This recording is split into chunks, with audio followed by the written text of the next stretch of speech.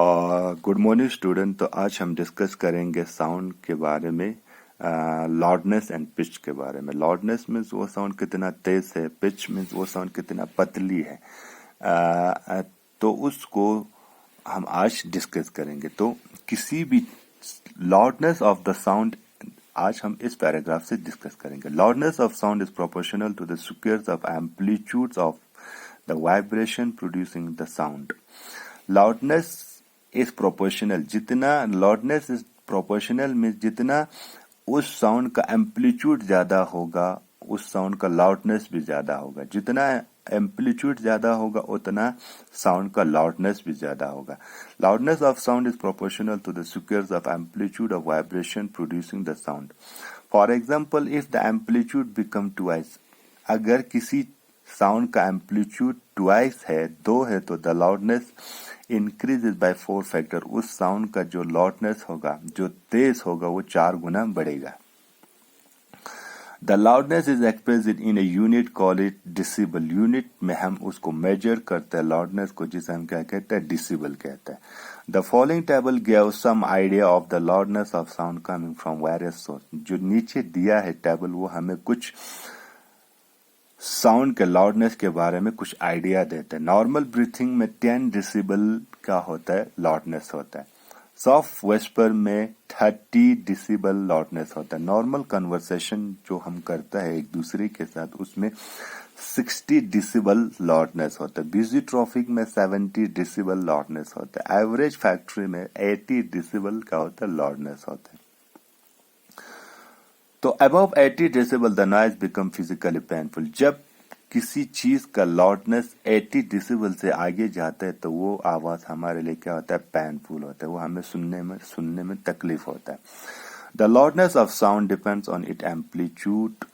किसी भी sound depend करता है उसके एम्पलीट्यूड पर। Loudness depends on amplitude. जितना उसका एम्पलीट्यूड ज्यादा होगा, एम्पलीट्यूड में साउंड एक वेव के फॉर्म में हमेशा ट्रेवल करते हैं। जितना वो वेव उनका ज्यादा होगा, वेव में जो उनका मैक्सिमम डिस्टेंस होगा वो ज्यादा होगा, उतना उसका लाउडनेस ज्यादा होगा। When the amplitude of vibration is large, किसी भी वाइब्रेशन का जब एम्पलीट्यूड ज्यादा होता है, the sound produce is loud, वो साउंड भी क्या होगा, तेज होगा।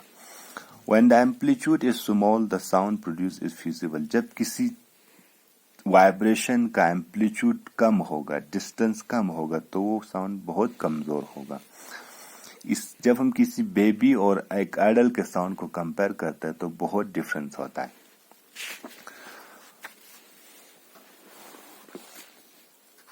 The frequency determine the shrillness और pitch of the sound. Frequency कोई काम रिपीट होना, बार बार होना एक यूनिट ऑफ टाइम में, उसे हम क्या कहते हैं, फ्रीक्वेंसी कहते हैं। The frequency determine the shrillness और pitch of the sound. Frequency हमें बताता है कि वो साउंड कितनी पतली है। If the frequency of vibration is higher, we said the sound is shrill and has the higher pitch. अगर किसी साउंड का frequency, if the frequency vibration is higher, किसी चीज का फ्रीक्वेंसी वाइब्रेशन तेज होगा तो वो साउंड क्या होगा, तेज होगा, वो साउंड भी ज्यादा होगा।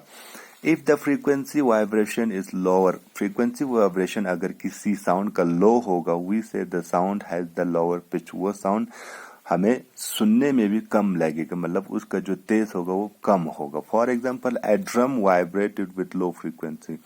ड्रम वाइब्रेशन करता है लो फ्रीक्वेंसी पे, therefore it produce the low pitch. इसीलिए ये कम आवाज प्रोड्यूस करता है, इसीलिए ये तेज आवाज उतना प्रोड्यूस नहीं करता है। On the other hand, a whistle has the high frequency. अब हम एक विसल को, on the other hand a whistle has the higher frequency. एक विसल का, एक सीटी का क्या होता है, उसका फ्रीक्वेंसी बहुत तेज होता है। And therefore produce a sound of higher pitch. वो ज्यादा तेज आवाज निकलती है क्योंकि उसका फ्रीक्वेंसी ज्यादा होता है। फ्रीक्वेंसी ज्यादा होता है मतलब उसका जो रिपीटिंग, जो वो रिपीट होता है, जो उसका फ्रीक्वेंसी बार बार रिपीट होता है वो ज्यादा होता है, तो उसका आवाज भी क्या होता है, तेज होता है। A birds make a high pitch sound where is the lion make the low pitch roar. एक बर्ड्स जो होता है उसकी आवाज होता है वो बहुत तेज होता है। एक लायन की आवाज क्या होता है, लोअर रोर, मतलब उतना तेज नहीं होता कि जैसे कि एक बर्ड्स का होता है।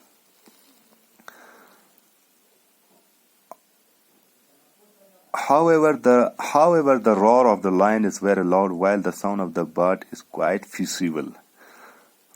However, the roar of the lion is very loud. जो lion की जो roar होते वो बहुत लाउड होता है, while the sound of the bird is quite feeble. जो birds की जो आवाज होती है वो बहुत क्या होता है, कमजोर होता है, कमजोर होता है।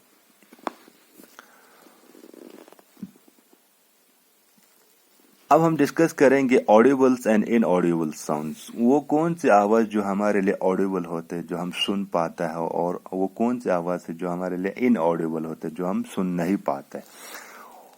We know that we need a vibrating body for the production of sound. Can we hear the sound of all vibrating body?